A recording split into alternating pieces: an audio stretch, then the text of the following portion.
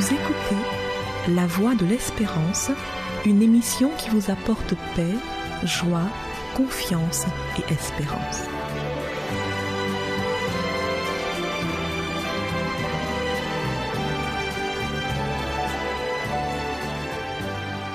Bonjour la Guyane et bonjour à tous depuis la Guyane.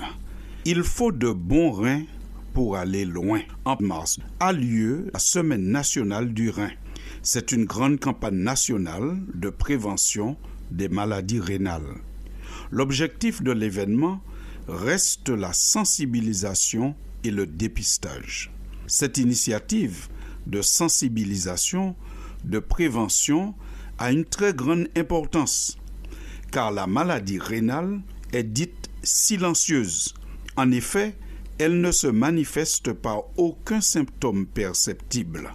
C'est généralement à un stade très avancé de la maladie que l'on se rend compte que l'on est malade, d'où l'importance de faire du dépistage régulièrement.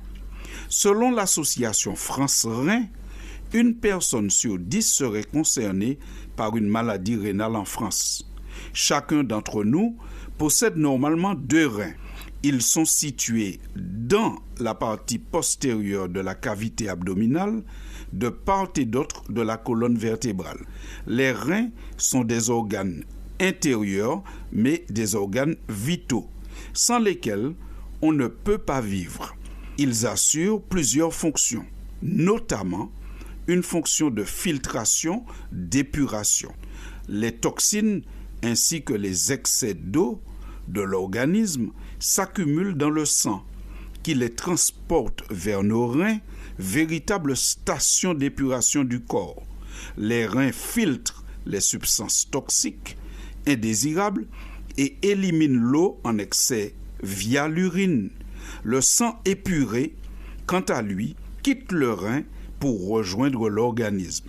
Les reins maintiennent aussi constante la quantité d'eau du corps et équilibrent les sels minéraux, potassium, phosphore, sodium, ce qui régule la tension artérielle.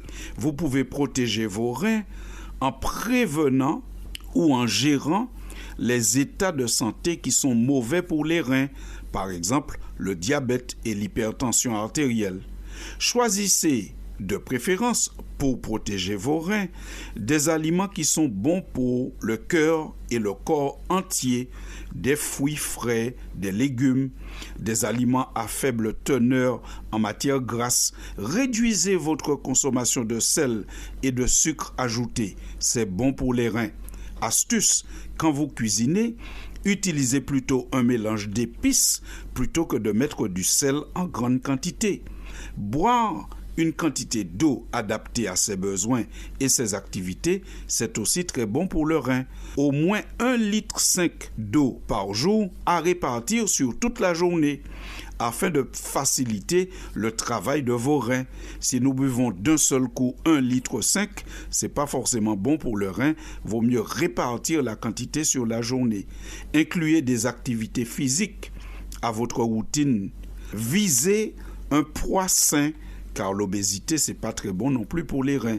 Dormez suffisamment, entre 7 et 8 heures de sommeil chaque nuit. Il faut aussi bannir la cigarette, éviter l'alcool, éviter les excès de protéines, les œufs, la viande, etc. Tout cela fatigue le rein et à terme l'abîme. Il nous faut donc protéger nos reins, c'est vital. C'est vital physiquement, mais c'est aussi vital spirituellement. En effet, dans un langage symbolique, avec le cœur, le rein est la partie la plus intime de l'être humain et devient quasiment synonyme de conscience. On retrouve ce sens dans les expressions populaires.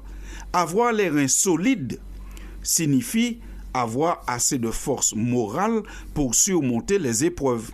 Ou encore, briser les reins de quelqu'un signifie symboliquement l'affaiblir psychologiquement. Dans la Bible, les reins ont une signification qui va au-delà de leurs attributions physiologiques. Dieu juge ses fidèles, dit la Bible, en sondant les reins et les cœurs. Les reins étant ainsi le reflet de la nature profonde. Donc la Bible nous dit, par cette expression « Dieu sonde les reins et le cœur », par cette expression, la Bible nous dit que Dieu ne juge pas d'après les apparences. Le prophète Jérémie le dit au chapitre 11 de son livre, au verset 20, il dit « Mais l'Éternel des armées est un juste juge qui sonde les reins et le cœur. » Et c'est pour cela qu'on ne peut pas tromper Dieu, car il ne s'arrête pas à l'apparence. Jérémie ajoute au chapitre 17 de son livre et au verset 9, « Le cœur est tortueux par-dessus tout, et il est méchant. Qui peut le connaître ?» C'est-à-dire, qui peut connaître ce qui se passe dans le fort intérieur d'un être humain? Mais Jérémie répond à la question qu'il pose au verset 10 du chapitre 17 en disant « Moi l'Éternel, j'éprouve le cœur, je sonde les reins pour rendre à chacun selon ses voies, selon le fruit de ses œuvres. » Fin de citation. Ce qui nous montre bien que Dieu ne juge pas d'après les apparences, il ne s'arrête pas non plus aux apparences, mais il va à l'intérieur, il va à ce qui est le plus profond dans l'être humain. Quant à la venue du Messie, voici comment Ésaïe annonce la venue du Messie, le Christ. Il dit « L'Esprit de l'Éternel reposera sur lui. Esprit de sagesse et d'intelligence, esprit de conseil et de force, esprit de connaissance et de crainte de l'Éternel. Il respirera la crainte de l'Éternel. Il ne jugera point sur l'apparence. Il ne prononcera point sur un oui-dire. » Fin de citation. Texte à retrouver sous la plume du prophète Ésaïe au chapitre 11 de son livre et au verset 2 et 3. Quant au livre de l'Apocalypse, il dit ceci à propos de Dieu, au chapitre 2 et au verset 23. « Toutes les églises connaîtront que je suis celui qui sonde les reins et les cœurs, et je vous rendrai à chacun selon vos œuvres. » Fin de citation. Ces versets que nous venons de lire dans la parole inspirée sont un appel à protéger nos reins. Alors ici, vous êtes bien d'accord que nous sommes dans le sens symbolique spirituel. C'est donc un appel à la sincérité et à l'authenticité. Et le croyant à cet appel répond « J'accepte par la foi la justice de Christ, je m'engage à le laisser me transformer et j'accepte qu'il me donne le pouvoir de vivre une vie aimante et centrée sur le bien en public comme en privé. » Le croyant donc répond qu'il veut avoir une vie intérieure qui soit identique à sa vie extérieure, qu'il ne va pas jouer aux apparences de chrétien et ne pas l'être au fond.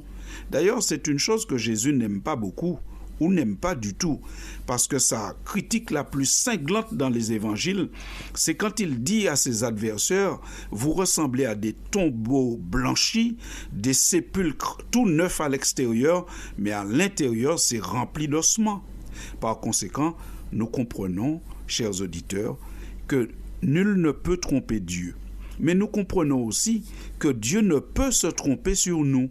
S'il arrive que parfois des personnes se trompent sur nous, nous attribuent des intentions qui ne sont pas les nôtres, nous classent dans des catégories où nous ne sommes pas, simplement parce qu'ils se sont arrêtés sur des apparences.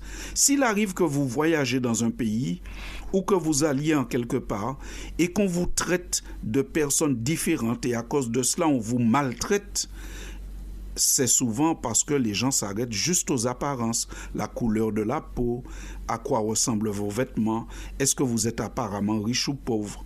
Mais Dieu ne se trompe pas sur nous parce qu'il ne s'arrête pas aux apparences, il sonde le cœur et les reins. C'est pour cela que notre chronique avait pour titre « Protégeons nos reins ». C'est vital.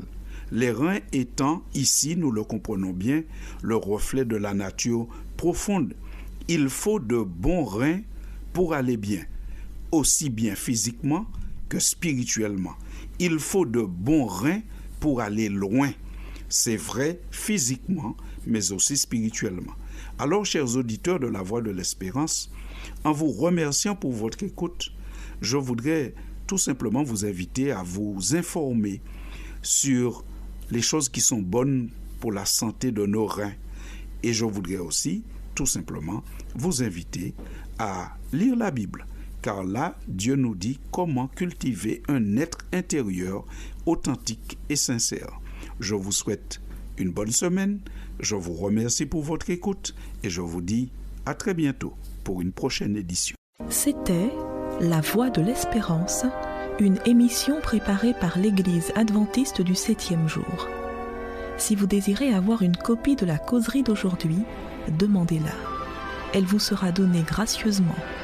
Écrivez à La Voix de l'Espérance, boîte postale 169 97 324, Cayenne, CEDEX, ou téléphonez au 0594 25 64 26. Merci chers auditeurs et à bientôt.